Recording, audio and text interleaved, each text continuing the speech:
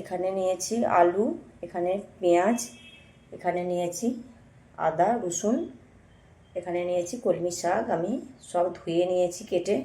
আমি কলমি শাকের ডালনা করব। কলমি শাকগুলো একদম এই জন্য জিরে জিরে করে কেটেছি। এখন আমি পেঁয়াজ কেটে নেব। শিলের মধ্যে নিয়ে নিয়েছি আদা রসুন, দিয়ে দেব 1 চামচ জিরে। এখন আমি মশলাটা বেটে নেব। কড়াই বসিয়ে দিয়েছি, কড়াই গরম হয়ে গেছে, আমি তেল দিয়ে দেব। তেল গরম হয়ে গেছে, দিয়ে দেব পেঁয়াজ কুচি।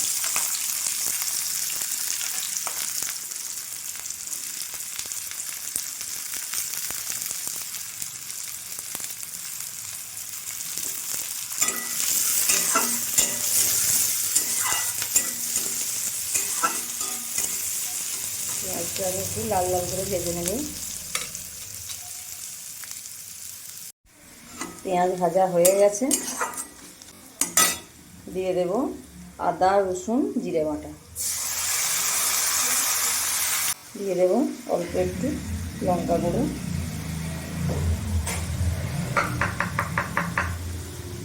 দিয়ে দেব হলুদ গুঁড়ো।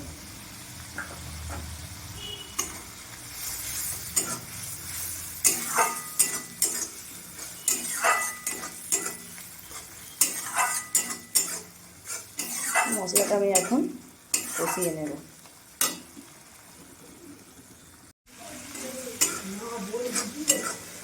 মশলা কষানো হয়ে গেছে অনেকটা।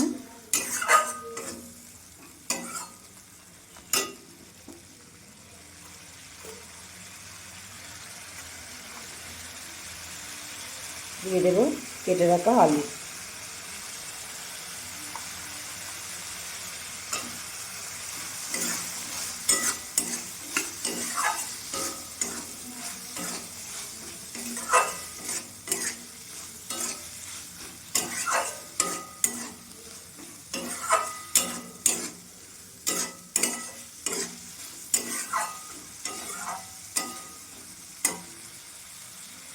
দিয়ে দেব মসুর ডাল, আমি ধুয়ে রেখেছি।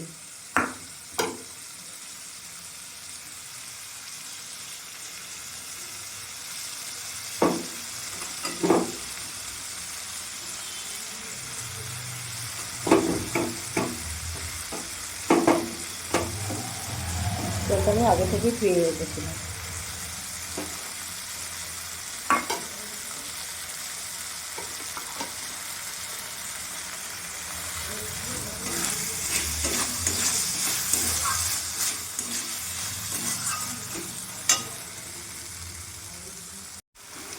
মসুর ডাল আলু মশলা সব একসাথে আমি আবারও কষিয়ে নিচ্ছি।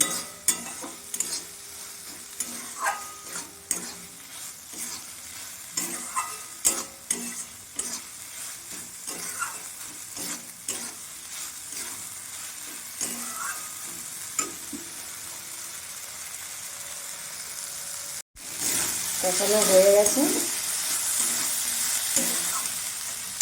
এরপরে আমি কেটে রাখা শাকগুলো দিয়ে দেবো।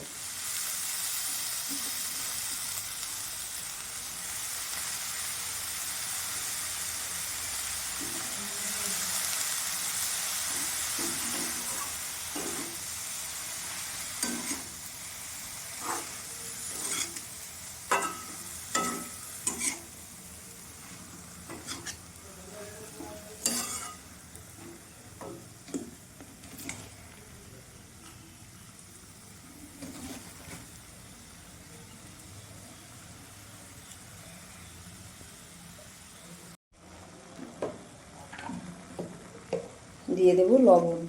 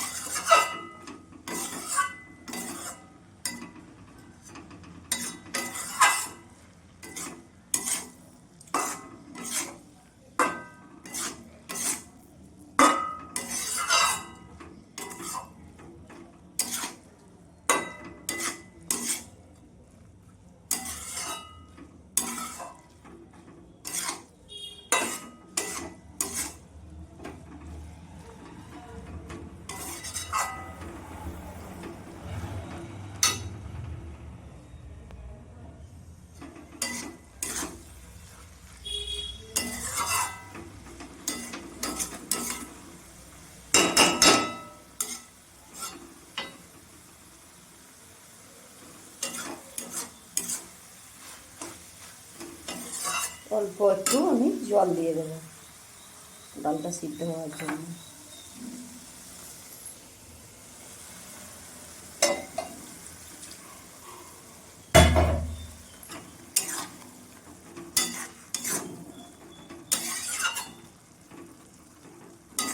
শাক থেকেও জল বেরোবে একটু, তারপর বেশি জল দিচ্ছি না। আমি এটা ঢেকে দেবো 10 মিনিটের মতো। দেখবো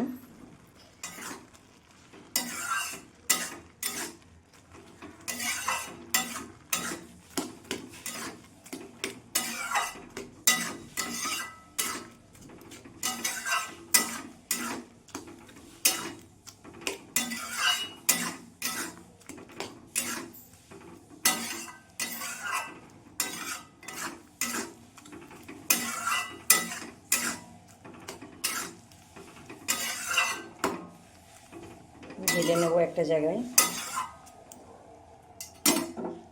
ঢেলে নিচ্ছি। কড়াই ধুয়ে বসিয়ে দিয়েছি গরম করতে। কড়াই গরম হয়ে গেছে, তেল দিয়ে দেব।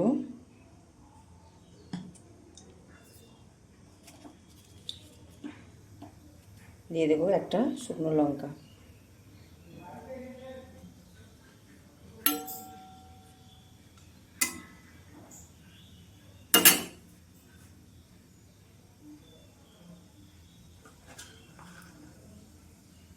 ফোড়নে দেব 5 ফোড়ন।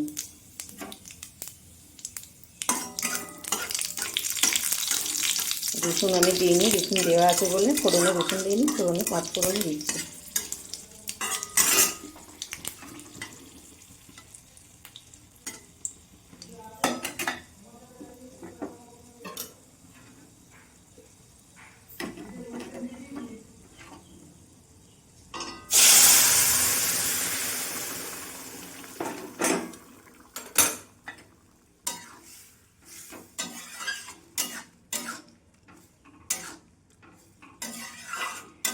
এইভাবে একবার কলমি শাক রান্না করে খেয়ে দেখবেন, দারুণ খেতে। একরকম দিয়েই ভাত চলে যাবে, আর কোনো কিছু লাগবে না।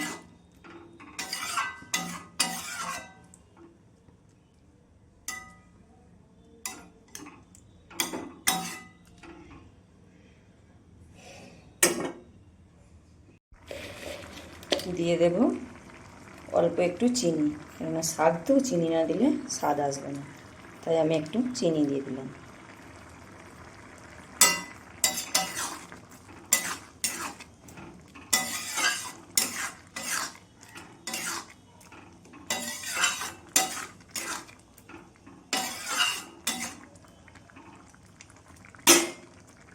এইভাবে একবার কলমি শাক রান্না করে খেয়ে দেখবে সকল বন্ধুরা, খেতে দারুণ লাগে। রান্নাটা আমার হয়েই গেছে, আমি ঢেলে নেব। আর আমার ভিডিও যদি ভালো লেগে থাকে আমার চ্যানেলটি সাবস্ক্রাইব করে দিয়ে আমার পাশে থেকো। আর সকল বন্ধুরা যেন এই গরমে ভালো থাকে, সুস্থ থাকে। রান্নাটা আমার হয়ে গেছে, আমি এখন নামিয়ে নেব।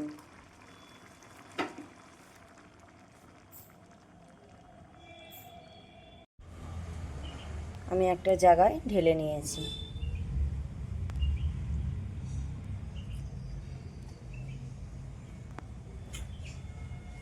কলমি শাক ভাজা করে তো খাওয়া হয়, একবার এইভাবে রান্না করে খেয়ে দেখবে। সকল বন্ধুদেরকে আমি আবারও বলছি, খেতে খুব সুন্দর লাগে।